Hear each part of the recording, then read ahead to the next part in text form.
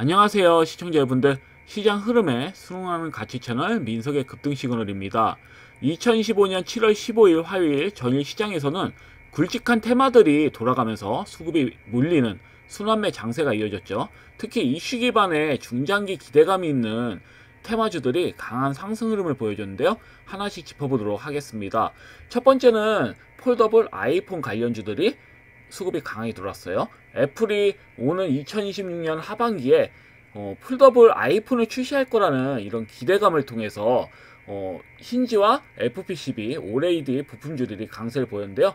힌지 관련주들은 전일 상한가에 친 이제 파인 엠텍부터 관련사죠.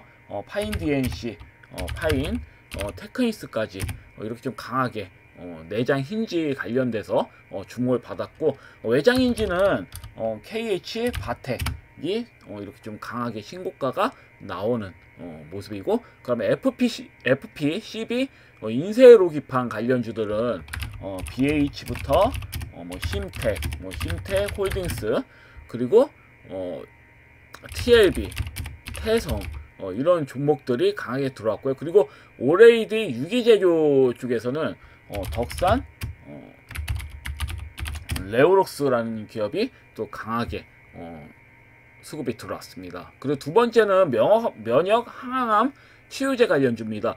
요즘 시장이 하루가 멀다 하고 수급이 돌고 있는 테마입니다. 워낙 바이오 섹터들이 바닥인 종목들이 많다 보니까 한 방씩 강하게 시세가 나오는 모습이에요. 그래서 바이젠세 같은 경우는 전일 상한가를 이렇게 이런 내용으로 상한가를 켰고, 그 외에 ABL 바이오, 그리고 에이프릴 바이오, 앞타 바이오, 엑세세라 퓨틱스 이런 종목들이 장중에 수급이 강하게 이렇게 들어오는 모습이었고, 세 번째는 비만 치유제 관련주인데요. 이번에는 이제 구글 모회사 알파벳이 화제를 만들었어요. 미국 비만 치유제 개발사 메세라에 1억 3,500만 달러를 투자를 했다라는 이런 소식에 국내 비만 치료 관련주들도 이렇게 동반 급등이 나왔습니다. 대표적으로는 펩토론이죠. 빠질 수가 없습니다. 펩토론은. 그 다음에 D&D 파마텍, 케어젠, 인벤티지랩, 그다음에 블루엔텍 이런 종목들이 장중에 강하게 수급이 들어왔다. 네 번째는 방산 테마입니다. 트럼프 전 대통령이 우크라이나 무기 공급 지시 발언을 하면서 방산 관련주들이 크게 반응이 나왔는데요. 풍산부터 i3 시스템, 코츠테크 놀로지, 링크 솔루션 이런 종목들이 강하게 수급이 들어왔습니다.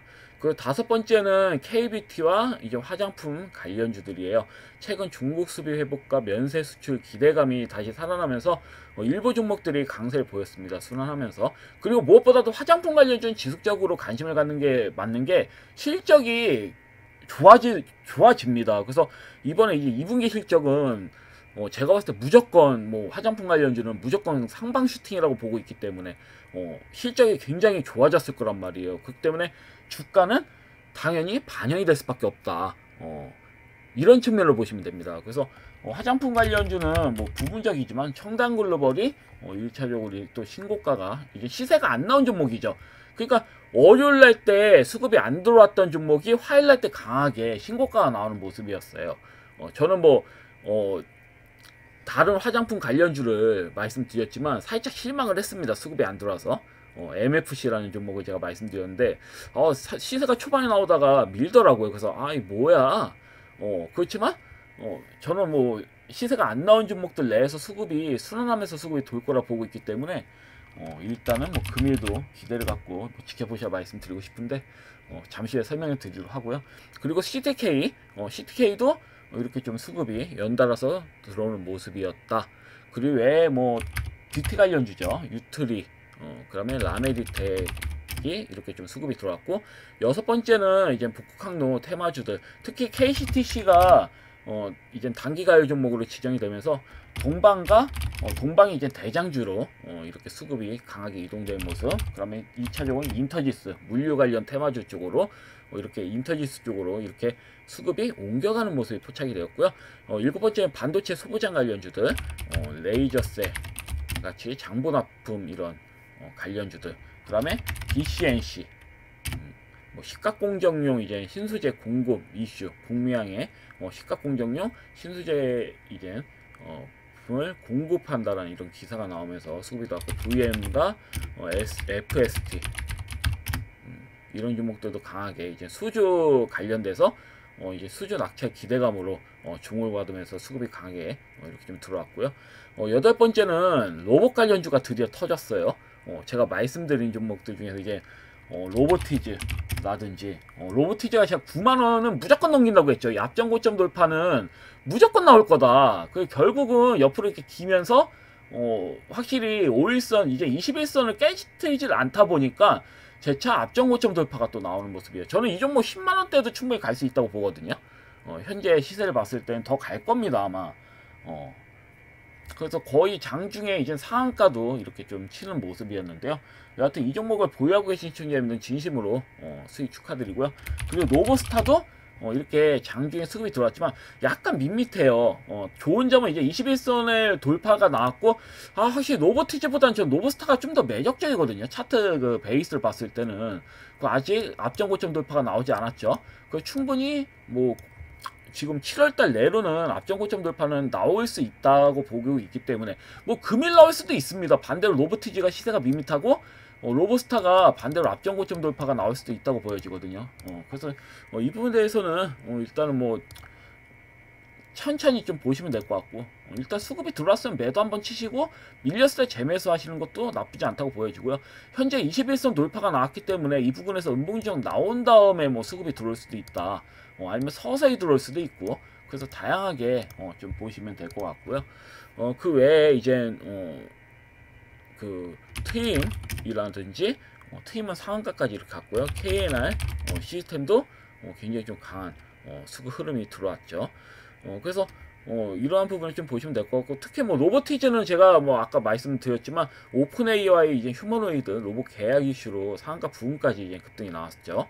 그래서 이 부분 이제 뭐 이 종목들이 이제 수급이 들어오면서 로보스타까지 영향을 받았고, 뭐 트윈 KNR 시스템은 뭐 전혀 다른 내용으로 수급이 들어온 거기 때문에 그래서 금일도 로봇까지 좀 순환하면서 좀 수급이 돌 것으로 좀 보고 있지만 일단은 이 점은 그냥 참고 정도로만 이해하시면 될 것 같고요. 아홉 번째로는 이제는 코인 관련된 종목들이죠.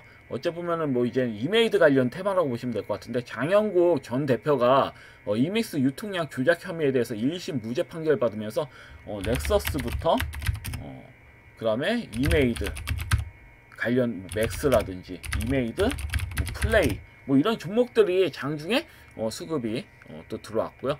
10번째 2차전지 테마주들 뭐 이익스라든지 뭐 태용, 그 다음에 자이그 같은 이런 종목들이 강하게 단기 급등이 나왔고요. 그 다음에 마지막으로는 이제 엔비디아 관련주들이 수급이 강하게 들어왔죠. 특히 뭐 3A 로직스가 대표적으로 이렇게 좀 강하게 들어왔고요. 국내에서 뭐 유일하게 LPDDR 소캠 솔루션을 보유하고 있다는 점을 부각되면서 급등이 나왔습니다. 그래서 엔비디아가 소캠을 올해 60만에서 80만 장을 도입할 예정이라는 소식도 그 수급이 이렇게 강하게 좀 들어오게끔 좀 자극이 되었다, 이렇게 좀 보시면 될 것 같아요.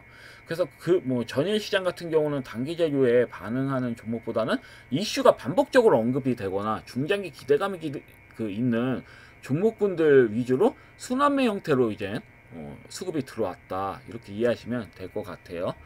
자, 그러면 이제 기준 종목들을 빠르게 설명드리도록 하겠습니다. 뭐 로봇 테마주는 말할 것도 없어요. 뭐 로보티즈나 로보스타 이 종목이 이렇게 수급이 들어왔고, 그외 PNS 로보틱스도 뭐 장중에 이렇게 밋밋하게 수급이 들어왔지만 크게 의미는 없어요. 어차피 수급이 들 들어온 로봇 테마주는 순환하면서 한 번씩은 강하게 장대한 봉을 꽂을 거다, 저는 이렇게 보고 있기 때문에 막 전일 뭐 수급이 들어오지 않은 로봇 관련주에 대해서는 딱히 걱정하실 필요는 없습니다. 제가 봤을 땐 그래요. LS 티라이트도 그렇고 아마 순환하면서 수급이 들어올 거다, 이렇게 보고 있기 때문에 딱히 신경 쓰지 마셔라. 그리고 NFC 같은 경우는 수급이 장 초반에 들어왔다가 또 이렇게 밀릴 모습인데 크게 신경 쓰지는 않습니다. 여전히 흐름은 좋아요. 뭐 금일 뭐 바로 뭐 또 신고가 한번 나올 수도 있고, 아니면 살짝 밀린 척 하다가 밑꼬리 단 형태로 신고가가 또 나올 수도 있다고 보여지는 거. 만약 음봉으로 끝났다, 그래도 의미가 없어요, 제가 봤을 때는. 왜냐면 21선까지 밀 것 같진 않거든요, 앞만 봐도. 사이즈를 봐도. 그러니까 한국 화장품 같은 경우는 한 번 더 밀어도 상관없다고 봐요. 5일선 부근이 이젠 살짝 이제 민 다음에 밑꼬리 달아서 양봉 흐름이 만약에 나와서 맞장고점 돌파 나온다는 예상을 한다면 이제 5일선이 올라오겠죠. 장대 한 번이 꽂는다면. 그래서 한국 화장품도 만약에 살짝 밀면 또 맥점이기 때문에 그럼 금일 시세가 나올 수도 있다고 보거든요. 그러면 이게 봤을 때 NFC가 그동안 좀 옆으로 기었잖아요. 소화 과정을 거쳤기 때문에 오히려 MFC 같은 기업이 이제 고가에서 무섭게 수급이 들어올 수도 있는 거거든요. 그러니까 화장품주들이 사실 실적이 좋기 때문에 하방으로 세게 밀 수도 없단 말이에요.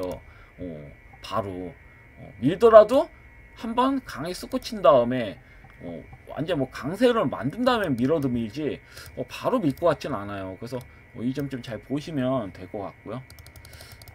좀 특이 케이스여가지고 워낙 고점에서 많이 빠져가지고 뭐 MFC 같은 경우는 그래서 바닥을 찍고 뭐 지수적으로 이게 상승이 나오는 거죠. 그래서 4,325원에서 뭐 약 고점이 한 3배 정도 이렇게 가긴 했지만 그렇습니다. 이게 제가 봤을 때는 여기에서 바로 끝내냐 그건 아니거든요. 앞으로 한 번 더 신고가 끝내더라도 한 번 나오고 끝낼 거다 저는 이렇게 보고 있기 때문에 좀 더 지켜보도록 하고요. 그 다음에 증권주들도 좀 시험시험 하는 모습인데 제가 신영증권을 좀 좋게 본다고 말씀드렸죠. 대장주격으로. 왜냐면 이 종목은 자사주 수각 관련주도 엮여 있기 때문에 왜냐면 워낙 이게 비율이 높아요. 52%나 됩니다.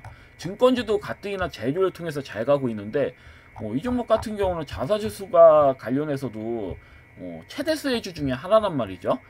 그리고 만약에 반응이 나오면 이 종목은 제가 볼 때 19만원 이상은 한번 찍지 않을까. 한번 신고가 또 나오면서 19만원에서 20만원 정도는 충분히 찍을 수 있다. 그러면 그동안 미친 상승이 나왔잖아요. 이렇게 꾸역꾸역 가다가 여기에서부터 장대 한봉 나오면서 쏙꽂히잖아요. 그러면 또 한번 장대 한봉을 꽂을 수 있다고 보거든요. 여기서 또 약간 투기 구간이기 때문에 그래서 이 부분 보시면 될 것 같고, 한양증권도 저는 한양증권이 오히려 좀 더 안정적으로 봐요. 이렇게 저점에서 많이 올라간 것처럼 보이지만 PBR이 0.5배밖에 되질 않아요. 그래서 좀 메리트가 있다고 좀 보고 있고, 그리고 그 외에 뭐 DB증권이라든지 뭐 교보증권, 그다음에 뭐 LS증권도 있죠. 그 뭐 다양한 증권사들이 이렇게 있지만 이런 증권사들 다 괜찮습니다. DB증권, 교보증권, 뭐 LS증권 다 괜찮아요. 모양 추가 시세가 다 나올 수 있는 모양이거든요. 근데 저는 유화증권이 그래도 제일 저평가가 돼 있다라고 보여지는 게 부채 비율도 제일 낮아요. 이 종목이. 다른 기업들은 부채 비율이 높아요. 근데 이 종목들, 이 유화증권은 돈을 빌려오질 않아서 많이 부채 비율이 낮아요. 보통 부채비 10배인 기업들이 많거든요.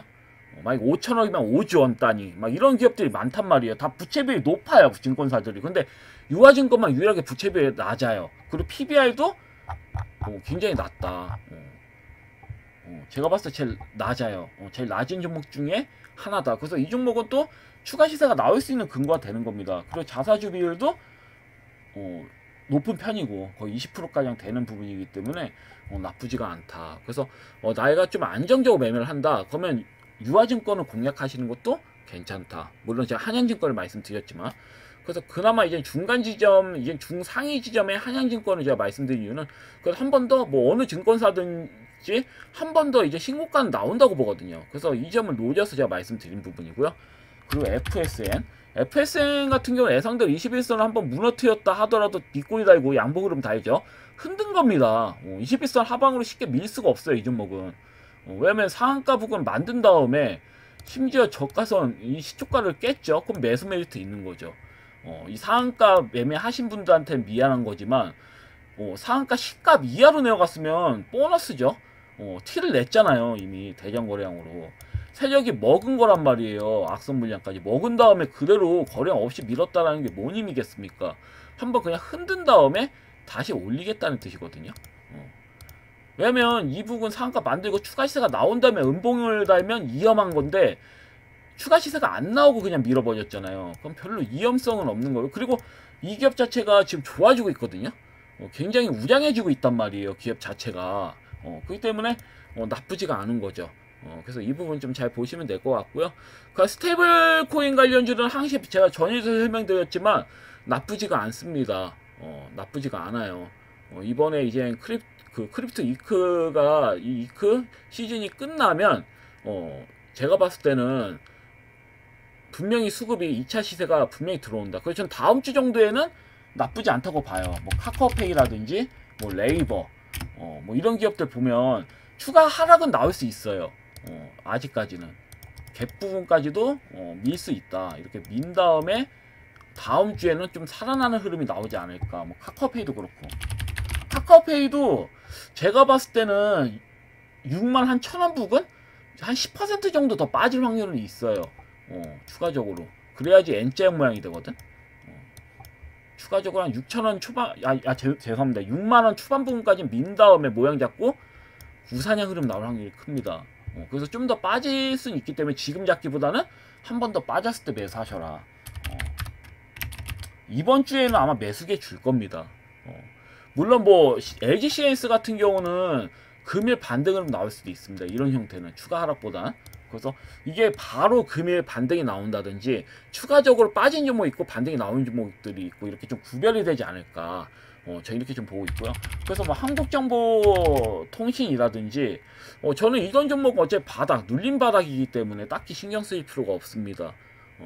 제가 봤을 때는 그 뭐 케일렛도 그렇고, 케일렛도 마찬가지예요. 눌림 자리에서 뭐 빠져봐야 얼마 빠지겠습니까?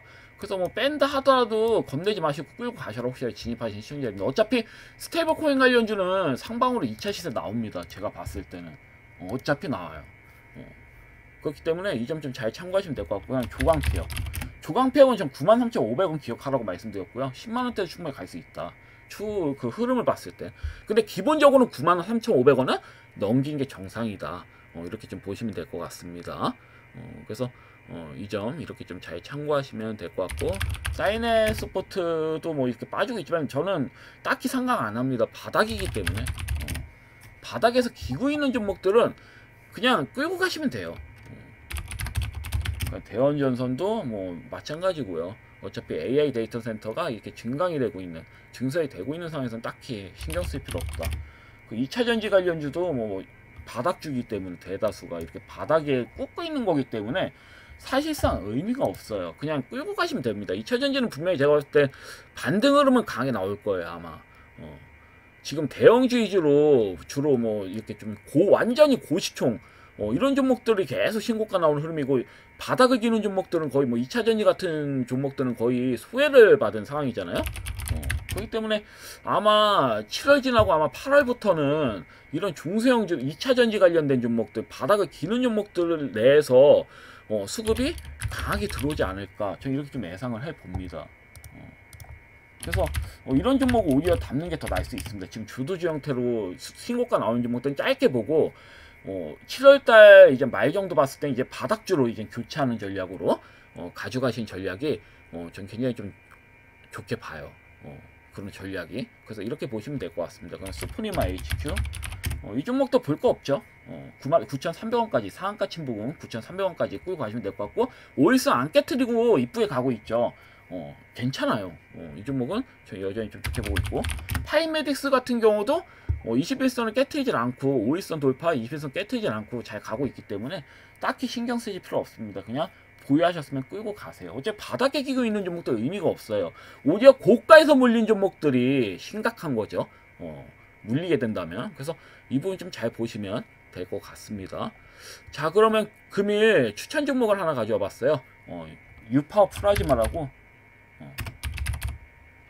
이 종목을 좀 가져와 봤습니다. 좀 많이 시세가 상승이 나온 것처럼 보여지지만 충분히 추가 시세가 좀 나올 수 있다고 보고 있기 때문에, 심지어 뭐 앞전 고점 돌파도 충분히 나올 수 있다.